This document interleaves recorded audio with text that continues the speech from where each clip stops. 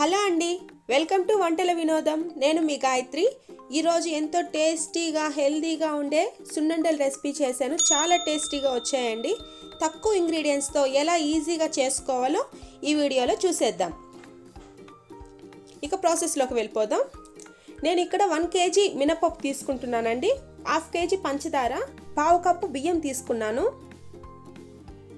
Stove మీద బాండాలు పెట్టుకొని అందులో మొత్తం మినపప్పు వేయొద్దండి, కొంచెం కొంచెం వేసి వేయించుకోవాలి. అప్పుడే మొత్తం ఈక్వల్గా వేగుతాయి. లో టు మీడియం ఫ్లేమ్లో పెట్టి వేయించుకోవాలి. మినపప్పు 50% వేగిన తర్వాత ముందుగా తీసుకున్న బియ్యం ఇందులో వేసుకోవాలండి. బియ్యం ఎక్కువ వేగాల్సిన అవసరం లేదు, ఒక 2 minutes వేగితే సరిపోతుంది. ఇవి చల్లంగా అయిన తర్వాతే మిక్సీకి పట్టుకోండి. నేను 1 kg తీసుకున్నాను కాబట్టి కొంచెం కొంచెం మిక్సీకి పట్టుకున్నాను. 4 ఏలక్కాయలు వేసుకొని పంచదార కూడా మిక్సీకి పట్టుకోవాలి. పట్టుకొని 2 కలిపేసుకోవాలండి. 2 బాగా కలిసిందా కలుపుకోవాలి. 1 kg మినపప్పు తీసుకున్నాను కాబట్టి నేను 1/2 kg నెయ్యి తీసుకుంటున్నాను. కొంచెం కొంచెం నెయ్యి వేసుకుంటూ కలుపుకోవాలి, అప్పుడే మొత్తం కలుస్తుంది. చేత్తో మొత్తం కలుపుకోవాలి, నెయ్యి మొత్తం కలిసేంత వరకు. మనకి ఏ సైజు ఉండ కావాలో ఆ సైజు తీసుకోవాలండి. గట్టిగా ప్రెస్ చేస్తూ వత్తాలండి, అప్పుడే మనకి ఉండ విరగకుండా రౌండ్గా వస్తుంది.